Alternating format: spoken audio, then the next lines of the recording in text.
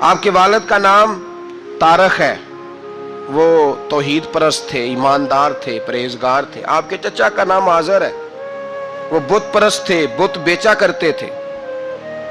حضرت سیدنا ابراہیم علیہ السلام جب میدان عمل میں نکلے تو حضرت ابراہیم علیہ السلام نے اپنے گھر سے جہاد شروع کیا، لڑنا پڑا۔ گھر کے اصولوں سے چچا نے جو رواج بنائے ہوئے تھے اس رواج سے ٹکرائے۔ فرمایا میں اپنے گھر کے اندر یہ بت پرستی نہیں ہونے دیں گا۔ چچا کو ایک دفعہ نہیں بار بار 100 دفعہ سمجھایا۔ آپ کا چچا بت بنا کے بیچا کرتا تھا۔ حضرت ابراہیم علیہ السلام تھوڑے بڑے ہوئے تو کہنے لگا کہ چلو میرے ساتھ، تم بھی بت بیچنے ہیں، ہمارا کاروبار ہے۔ حضرت ابراہیم ساتھ نکلے تو بت پکڑا ہے، گندے پانی کے اندر اس بت کو ڈبوتے ہیں، کہتے ہیں کسی نے خریدنا ہے تو خرید لو، نہ یہ نفع دے سکتا ہے نہ نقصان دے سکتا ہے، جو اپنا آپ نہیں بچا سکتا تمہیں کیا بچائے گا، خریدنا ہے تو خرید لو۔ چچا کہنے لگا تو کاروبار چمکا رہا ہے کہ تباہ کر رہا ہے۔ گھر میں بڑے معاملات خراب ہوئے، جھگڑے ہوئے، لیکن حضرت ابراہیم علیہ السلام ایک منٹ کے لیے بھی اپنے گھر کے اندر بھی کمپرومائز کرنے کو تیار۔ یہ تھوڑا مشکل میں نے پہلو چھیڑ دیا ہے، یہ تھوڑا مشکل پہلو چھیڑ دیا ہے۔ بڑا سمجھدار آدمی ہے پر بیوی سے پردہ نہیں کرا سکتا، سیانا ہے، پنچایت کا بندہ ہے، جو اس سے آپ کہیں گے وہ بات یہ سنائے گا، لیکن کہتا نہیں جی میں نے کوشش کر لی ہے۔ کس قسم کی کوشش ہے صاحب، یہ کیسے ہو گیا؟ حضرت ابراہیم علیہ السلام نے گھر کے اندر سے فرمایا نہیں کرنے دوں گا، گھر کے اندر بھی ٹکرائے، فرمایا تم جو بھی ہو پاش پاش کیا چچا کے اصولوں کو، اور باہر جب نکلے تو صرف علاقے کے چیئرمین سے نہیں ٹکرائے، ایم پی ایم این اے وزیر مشیر سے نہیں ٹکرائے، سپر پاور نمرود دنیا کا واحد حکمران تھا اس وقت، دوسرا کوئی حکمران ہی نہیں تھا، اکیلے حکمران سے جا کر ٹکرائے، کوئی ساتھ فوج نہیں تھی، کوئی ساتھ ان کے طاقت بظاہر دنیا داری کی کوئی نہیں تھی، پر حضرت ابراہیم جا کے ٹکرائے۔ اور میرے رسول پاک صلی اللہ علیہ وسلم نے سند بیان کی، فرمایا افضل الجہاد کلمۃ الحق عند سلطان الجابر، فرمایا سب سے افضل جہاد یہ ہے کہ تو ظالم بادشاہ کے سامنے کھڑے ہو کے حق بات بیان کر دے، یہ سب سے بڑا جہاد ہے، یہ سب سے افضل الجہاد کلمۃ الحق عند سلطان الجابر، سب سے بڑا جہاد۔ حضرت ابراہیم کھڑے ہو گئے، سپر پاور سے ٹکرائے۔ یہاں ہم لوگ حکمتوں کا شکار ہیں، دیکھیں گے، کریں گے، سوچیں گے، اور مولوی صاحب کو ویسے کہتے ہیں آپ پرہیز کریں سیاسی باتوں سے۔ بھئی اللہ کے ہر نبی نے جا کے وقت کے ظالم حکمران کو لتاڑا ہے، للکارا ہے، یہ تو مشن انبیاء ہے۔ حضرت سیدنا ابراہیم علیہ السلام نے جو اس کو جا کے کہا کہ تو جھوٹ بولتا ہے، تو جھوٹا ہے، تو خدائی کا دعویٰ کرتا ہے، تو بہت بڑا ظالم ہے، اور قرآن مجید نے اس ساری بات کو بیان فرمایا۔ حضرت ابراہیم علیہ السلام سے کہنے لگا میں رب ہوں، تو آپ نے فرمایا میرا رب تو وہ ہے جو زندہ کرتا اور مارتا ہے، تو پھر آپ حق بات بیان کریں گے تو اللہ مارے گا کہ بندہ مارے گا؟ کچھ بھی نہیں ہوتا، کیونکہ زندگی موت کس کے ہاتھ میں ہے؟ اللہ کے ہاتھ میں، زندگی موت اللہ، کچھ بھی نہیں ہوتا۔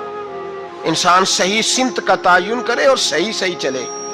حضرت علی شیر خدا سے کسی نے کہا تھا کہ آپ کے بڑی دشمنی ہے، کوئی محافظ رکھ لیں۔ آپ فرمانے لگے موت خود بہت بڑی محافظ ہے، وقت سے پہلے آتی ہی نہیں، بڑی محافظ ہے، وقت سے پہلے۔ علامہ نورانی رحمت اللہ تعالیٰ علیہ کراچی جیسے شہر میں رہا کرتے تھے، جہاں گام گام پہ خطرہ تھا۔ لوگوں نے کہا حضرت اتنے بڑے لیڈر ہو، آپ کی جماعت کی 62 سیٹیں ہوئی قومی اسمبلی میں، ایک ایسا وقت بھی آیا تو کوئی ایک آدمی بندوق والا، آپ فرمانے لگے مجھے ضرورت ہی نہیں، اس لیے کہ جس خدا رسول کے لیے میں نکلا ہوں وہ خود ہی حفاظت کرنے والے ہیں، ضرورت نہیں ان چیزوں۔ تو بھائی حضرت ابراہیم ٹکرائے، اور آپ کا انداز کیا ہے؟ جا کے کہا کہ تو نہیں، خدا وہ ہے جو زندہ کرتا، اور اس نے ایک بیوقوفوں جیسی دلیل دی۔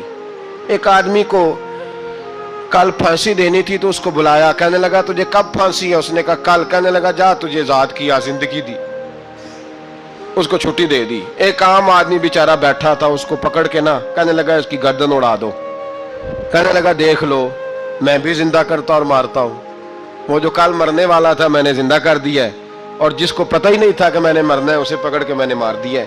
یہ بیوقوفوں جیسی دلیل ہے۔ حضرت سیدنا ابراہیم علیہ السلام چاہتے تو اسی وقت دلیل توڑ دیتے کہ تو کیا بیوقوفوں جیسی بات کر رہا ہے، اگر تو زندگی دیتا ہے تو مرے ہوئے میں جان ڈال کے دے جس کو تو نے مارا ہے۔ لیکن حضرت ابراہیم نے دیکھا کہ بیوقوف ہے، بیوقوفوں سے بحث نہیں ہوتی، دلیل بدل لی جاتی ہے، ان کی عقل کے مطابق بات کی جاتی ہے۔ حضرت ابراہیم فرمانے لگے میرا رب وہ ہے جو سورج مشرق سے نکالتا ہے اور مغرب میں غروب کرتا ہے، تو اگر رب ہے تو تو مغرب سے نکال کے مشرق میں غروب کر۔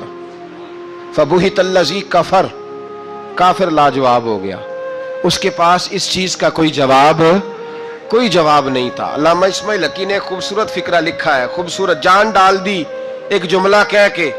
حضرت سیدنا علامہ اسماعیل حقی رحمت اللہ علیہ فرمانے لگے چونکہ نمرود بیوقوفوں جیسی باتیں کر رہا تھا، اگر وہ یہ کہہ دیتا نا کہ میں سورج کو نکالتا ہوں مشرق سے،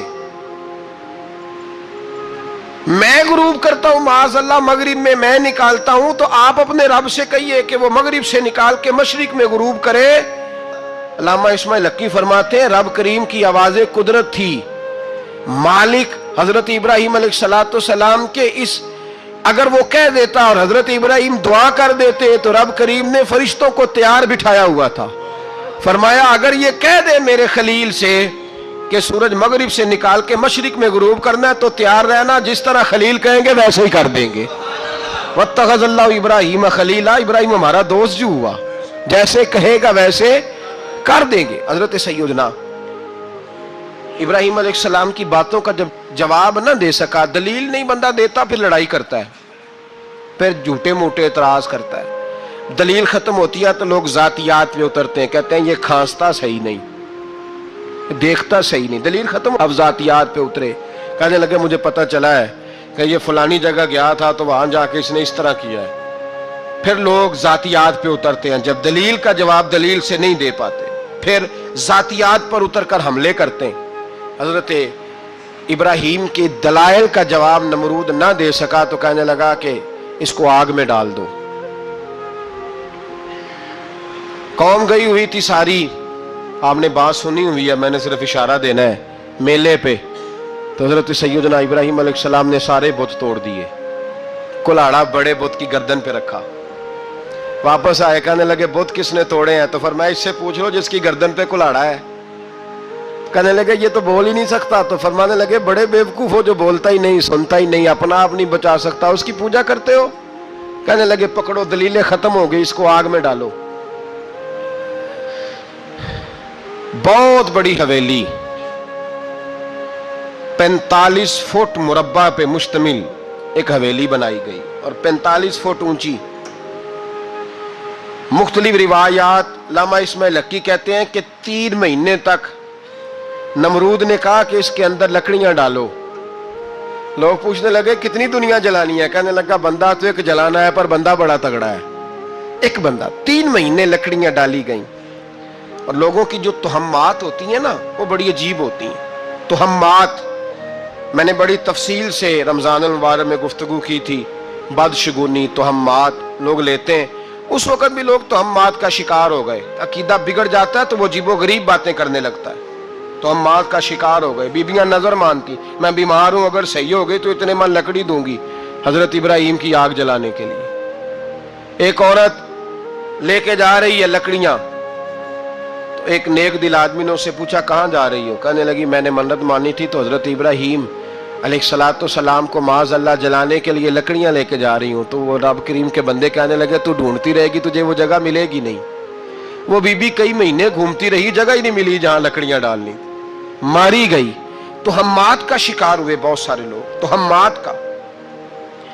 بھائی تہمات دین کے اندر منع ہے، تہمات دین میں کوئی نظر ماننا، کوئی کسی بزرگ کے مزار پہ جا کے سالے ثواب کے لیے کوئی چیز ماننا، یہ تو درست ہوا، لیکن غیر شرعی نظریں مان لینا کہ میں آگ کے گرد چکر لگاؤں گا، میں جناب وہاں جا کے یہ والا تماشا کروں گا، میں دھاگا باندھوں گا، میں رسا کاٹوں گا، میں وہاں گندے اور سے پانی پیوں گا، ان کی شریعت اجازت، یہ تہمات ہیں، بدشگونی ہے، دین میں ان کی کوئی گنجائش۔ آپ نظر ماننے سے پہلے بھی کسی عالم سے رابطہ کریں کہ میں منت مانگنے لگا ہوں تو کیسے ماننی چاہیے، اس کا طریقہ پوچھیں۔ ایسے ہی غلط چیز کی منت تھوڑی مان لی جائے گی۔ بہرحال آمدام برسر مطلب حضرت ابراہیم کے لیے آگ جلائی گئی. 45 فٹ اونچی آگ ہے, پرندہ بھی اوپر سے گزرتا ہے تو نیچے گر جاتا ہے جل کے. اتنے دن لگا کے آگ جلائی گئی. اب حضرت ابراہیم کو جلایا جانے لگا ہے. یہاں تو موجیں ہے نا, جو کسی ادارے کا سربراہ ہے اس کے لیے موج ہے, کسی جگہ آفیسر بن گیا تو موج ہے, پیر صاحب کے لیے موج ہے, علامہ صاحب کے لیے موج ہے, خطیب صاحب کے لیے موج ہے. جلنا کس کو پڑتا ہے؟ وہ علی کوئی نہیں رہا اللہ ماشاءاللہ. وہ لوگ گزر گئے جو تکلیفیں سہ کے کام کرتے تھے, گزر گیا زمانہ.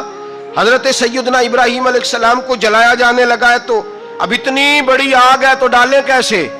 شیطان نے تجویز دی کہ منجنیق بناؤ. منجنیق, بڑے بڑے بانس باندھ کے ان کے نیچے رسا باندھو. وہ جس طرح جھولنے کے لیے جھولا بنایا جاتا ہے, اس طرح ایک منجنیق پرانے زمانے میں اس میں پتھر رکھ کے پھینکے جاتے تھے دشمنوں پہ. وہ منجنیق بنائی گئی کہ دور سے حضرت ابراہیم کو پھینکیں گے. ہاتھ حضرت ابراہیم کے باندھ دیے, پاؤں مبارک باندھ دیے, پوری زمین پہ ایک نام لینے والا خدا کا. اور اس کو آج رسیوں میں جکڑا ہوا ہے. جب پھینکا جانے لگا نا آگ میں, حوریں رونے لگی, فرشتے تڑپنے لگے, اے اللہ یہ کیا ہونے لگا ہے؟ ایک تیرا خلیل اور وہ بھی آگ میں. فرمایا جاؤ جا کے اس سے کہو اگر تمہاری مدد لیتا ہے تو اسے بچاؤ. ہوا کا فرشتہ آیا, کہا ابراہیم اگر تو کہے. او بھائی ان چیزوں کو کہانی سمجھ کے نہ سنا کریں, یہ داستان نہیں, یہ وہ طریقے ہیں جو ہمارے رسول نے ہمیں اپنانے کا حکم ارشاد فرمایا ہے. جو عقیدے, یہ وہ نظریات ہیں جو ہمیں اوڑھنے کو کہا گیا. اپنے رب کریم کی رضا پہ راضی رہنے کے یہ وہ خوبصورت مواقع ہیں صوفیاء نے جن کو بنا کر سمجھا کر ہم تک پہنچایا ہے. یہ ہے اہل طریقت کی باتیں. وہ کہتے ہیں یار جس حال میں رکھے راضی رہنا ہے. حضرت ابراہیم علیہ السلام کو پھینکا جا رہا ہے, فرشتہ آیا, اے اللہ کے خلیل اگر حکم دو تو اتنی ہوا چلاؤں کہ نمرودی جل جائیں سارے, آگ ان پہ پھینک دی جائے. آپ نے فرمایا تو جا, تجھ سے مجھے کوئی کام نہیں. تھوڑی دیر کے بعد پانی کا فرشتہ آیا, کہا حضور اتنی بارش برساؤں گا کہ آگ بجھ جائے گی. فرمایا تو جا, تجھ سے کوئی کام نہیں. اب جب منجنیق میں رکھ دیے گئے, آگ میں جانے کا لمحہ ہے, تیاری ہے, حضرت جبریل امین حاضر خدمت ہوئے. کہا ابراہیم کوئی حاجت؟ فرمایا تجھ سے کوئی نہیں. کہا چلو مجھ سے نہیں تو رب کریم سے ہی بات کر لو, مجھے پتا ہے میں چھوٹا ہوں, آپ مجھ سے مدد کیوں لوگے, رب کریم سے ہی بات کر لیں. تو حضرت ابراہیم کہنے لگے جبریل یہ بتا, رب کو نہیں پتا اس کا خلیل کس حال میں ہے؟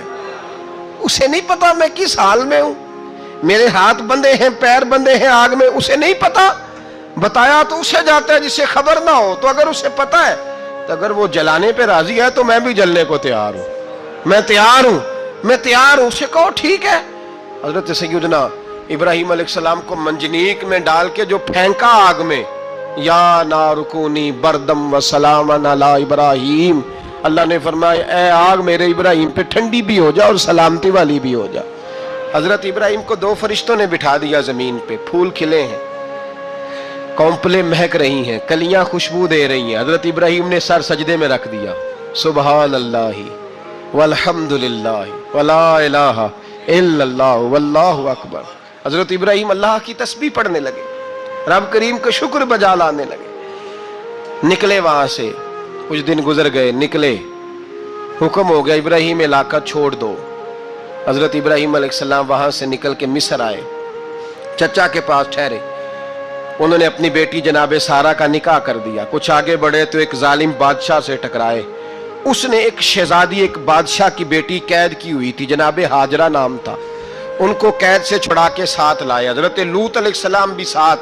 یہ 4 لوگوں کا قافلہ چلا, فلسطین میں جا کے پڑاؤ ڈالا, گھر بار چھوڑا, تبلیغ شروع ہوئی. حضرت ابراہیم کے گھر میں 2 خواتین ہیں, ایک آپ کی بیوی ہیں, ایک حضرت ہاجرہ ہے. اولاد کوئی نہیں, بڑا میوہ ہے میٹھا. گھر وہی آباد ہوتا ہے جس میں بچے روتے ہیں, گھر ہوتا ہی وہ ہے جس میں بچوں کی چنچناہٹ ہوتی ہے, بھن بناہٹ ہوتی ہے.